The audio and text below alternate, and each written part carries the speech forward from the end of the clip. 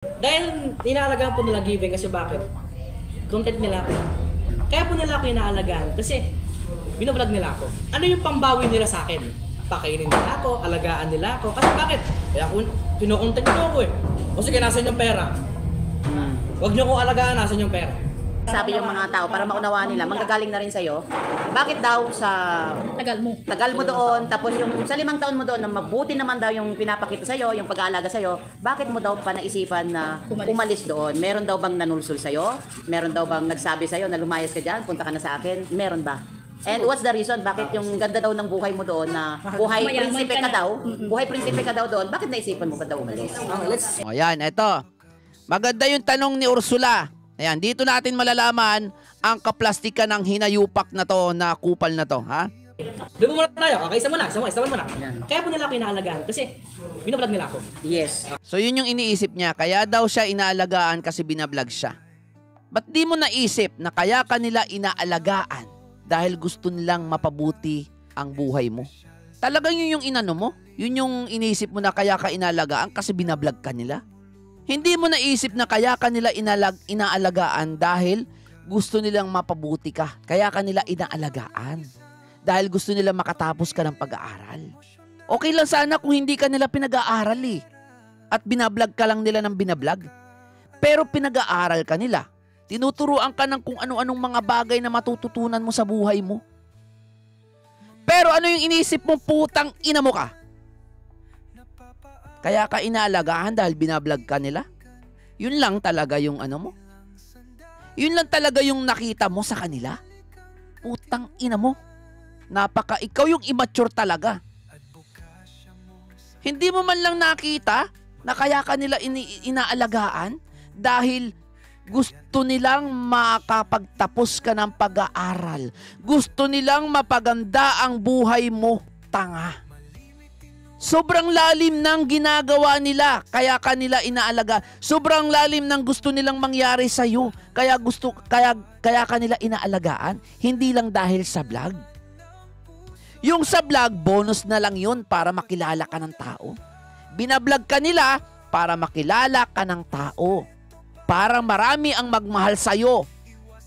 Para maramdaman mo na may nagmamahal sa iyo dahil hindi ka minahal ng nanay at tatay mo. Hindi mo nakita 'yun? Ang nakita mo lang is yung napakaliit na dahilan na kaya ka inaalagaan dahil sa binablog ka lang nila. Anong utak meron kang puke ng ina mo ka? Yung nakita mo is yung dahil sa binablog ka lang nila, pero hindi mo nakita. Ulit-ulitin ko sa inyo sa yung kargador kang punyeta ka. Kaya ka nila inaalagaan. Hindi lang dahil sa ibablog ka nila. Hindi lang dahil sa binablog ka nila. Ipagpalagay na yung binablog ka nila, bonus na lang yun. Ha? Bonus na lang yun, Dave, para makilala ka ng tao. At magpasalamat ka dahil binlag ka, kaya ka nakilala ng tao. Dapat nagpapasalamat ka pa dun. Parang kasalanan pa ni Sir Tekram na binag ka eh. No? Eto kaya kanila inaalagaan dahil gusto nilang mapaayos yung buhay mo. Makapagtapos ka ng pag-aaral. Yun yung dahilan at yun yung malalim na dahilan. Kala ko ba malawak yung utak mo? Bakit sobrang babaw parang sabaw lang? Dahil ang naisip mo lang na dahilan kung bakit kanila inaalagaan, dahil binablog ka lang nila. Punyeta ka? Kung ibablog ka lang pala, napakaraming bata, napakaraming katulad mo na pwedeng ipalit sa'yo para i-vlog. Pero hindi nila ginawa yun. Dahil hindi nga lang dahil sa pagbablog nila, yung dahilan kung bakit kanila inaalagaan, tanga. Inaalagaan kanila dahil nakita nila yung buhay mo. Walang nagmamahal na ama't ina. Nakita nila yung buhay mo. Nagpupursigi ka, nakita nila yun. Kaya tinutulungan ka nila. Inalagaan ka nila dahil gusto nilang mapaganda ang buhay mo, makapagtapos ka. Inalagaan ka nila. At tungkol sa sinasabi mong dahil binablog ka, blinag ka nila, palagi kang binablog. dahil alam nila at gusto nilang maramdaman mo yung nararamdaman nila kung gaano kasarap na marami ang nagmamahal. Hindi nila pinagkait sa'yo yung tanga dahil alam nila na sa'yo wala nagmamahal kahit nanay at tatay mo. Sasagutin ko kung bakit ka binablog. Ha? Dahil hindi totoo yan sinasabi mo na kaya ka inaalagaan dahil binablog ka nila. Hindi totoo yan. Kung totoong matured ka mag-isip at malawak yung utak mo, ha? Masasabayan mo yung utak ko. Ipapaliwanag ko sa'yo. Ulitin ko ulit. Inaalagaan ka nila dahil gusto nilang magtagumpay ka sa buhay, mag-success ka, makapagtapos ka ng pag-aaral. Inaalagaan ka nila dahil gusto nilang matahak mo yung landas ng tama. Dahil nakita nila na porsigido ka kahit bata ka pa lang. Yun yung totoo kung bakit ka nila inalagaan. Yan sinasabi mo na dahilan mo na kaya ka inalagaan dahil binablog ka. Totoo! Binablog ka nila. Pero bakit alam mo kung bakit binablog ka ng mga yan? Dahil gusto nilang maramdaman mo yung nararamdaman nila. Ano yun? Ano yung nararamdaman nila? Sila kasi marami silang followers at maraming nagmamahal sa kanila at alam nila yung pakiramdam na kapag marami nagmamahal. Hindi nila pinagkait yun sa'yo, tanga. Dahil kita nila na yung nanay at tatay mo, hindi ka mahal. Kaya isinare nila sa'yo yung mga taong nagmamahal sa kanila. Gusto nilang maramdaman mo na marami ding magmahal sa'yo. Kaya blinag ka nila. Bobo! Pero ano yung pinalit mo? Ano yung isinukli mo sa kanila? Ano mo Muna tayo. Okay, isa muna. Kaya po nila ako inaalagaan kasi binablog nila ako. Yes. Okay, given na yun. Yes. So, ano yung pambawi nila sa akin? Di ba? Pakainin nila ako, alagaan nila ako. Kasi bakit? Kaya ako, kinukontent nyo ako eh. O sige, nasa ng pera. Okay? Pakainin nila ako, alagaan nila ako. Kasi bakit? Kaya, so, ano yung pambawi nila ako inaalagaan? Kasi binablog nila ako. Yes. Okay, given na yun. Yes. So, ano yung pambawi nila sa akin? Di ba? Pakainin nila ako, alagaan nila ako. Kasi bakit? Kaya ako, kinukontent nyo ako eh. O sige, Pambawi sa'yo, pakainin ka at alagaan? Sigurado ka? Yun lang talaga ang nakita mo na pambawi nila sa'yo? So, ibig sabihin, dapat pala sila pa yung babawi sa'yo? Na imbes ang bumawi sa kanila ay ikaw? Nagkakargador po ako. Parang gusto ko pag lumaki po ako may maganda pong buhay. Tapos makakabawi din po ako sa mga nag-alaga po sa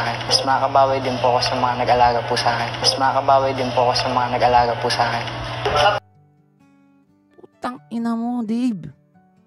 Nasaan yung utak mo? So sinasabi mo na sila na yung dumampot sa'yo, sila na yung nagmagandang loob sa'yo, nakita nila yung paghihirap mo at pagtsatsaga mo, nagbubuhat ka na mabigat, kinuha ka nila, and then binablog ka. And then gusto mo, sinabi mo na ano yung pambawi nila sa'yo? Yung pakainin ka at alagaan. So talagang gusto mong sila pa yung babawi sa'yo dahil binablog ka nila? Ang bobo mo. Wala ka talagang utang na loob. Kala ko ba matured ka mag-isip? Yan na yung pinakamalalim na naisip mo kung bakit ka binablog nila? Parang baliktad. Parang gusto mo pang sila yung bumawi sa'yo dahil kinokontent ka nila. Mali eh. Di ba dapat ikaw yung bumawi sa kanila? Tapos ang sasabihin mo, pinapakain kanila. Yun yung pambawi dahil kinokontent ka. Hindi mo man lang nabanggit na pinag-aaral ka nila? Hindi mo man lang nabanggit na sinasama ka nila sa pang-araw-araw nilang pamumuhay? Na maganda yung tulugan mo? Naka-aircon pa yung ano mo? May sarili kang gadget? Nag-aaral ka? Tinuturuan ka ng mga bagay na dapat mong matutunan? Tulad ng pagdadrive, pagdadrums, sa musika? Tapos ang sasabihin mo lang na pambawi nila, pinapakain ka lang? Talaga? Talaga, Dave? Seryoso ka dun? Dahil kino-content ka?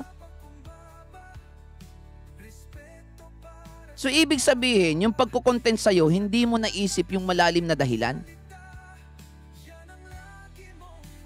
Na dapat ipagpasalamat mo sa kanila, pero parang gusto mong sila pa yung bumawi sa'yo dahil kino-content ka. Eto, Dave, papaliwanag ko sa'yo. Yung una na sinabi mo dahil inaalagaan ka, dahil binablog ka, sobrang very wrong nun.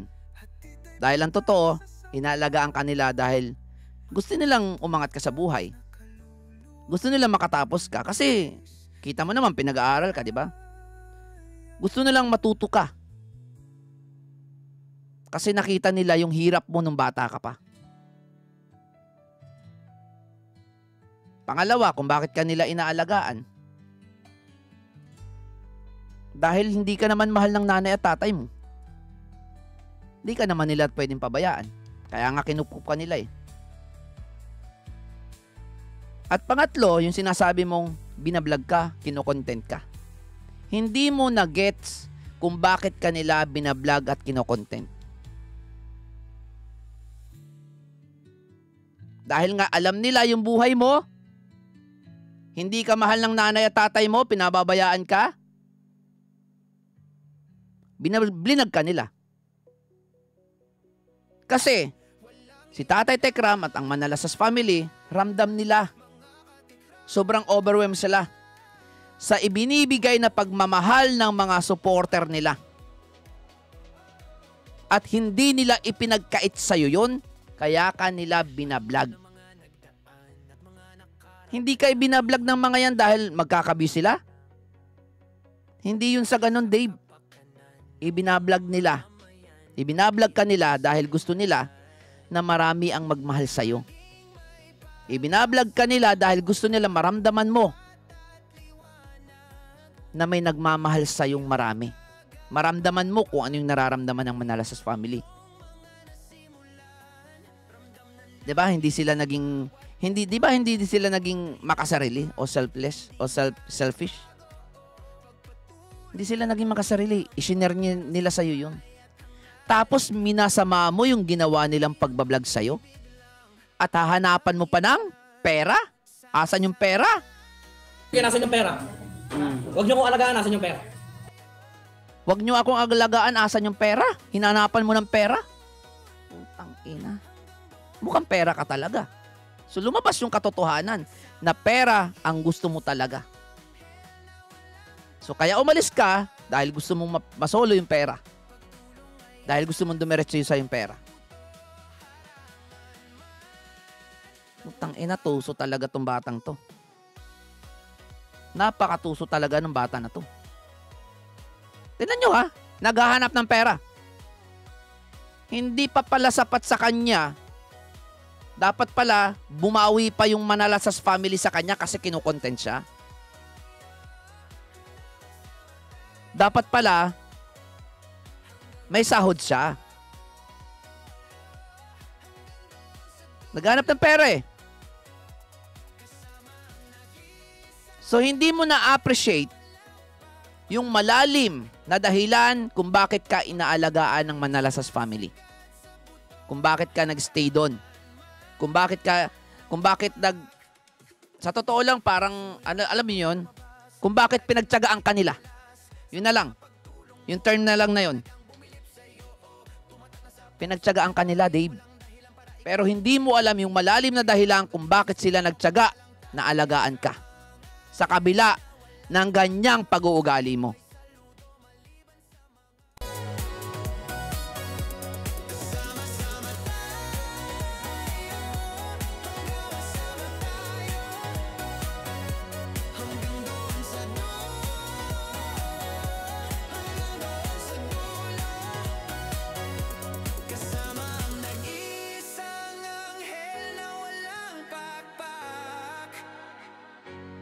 Pagtulong ay sasagad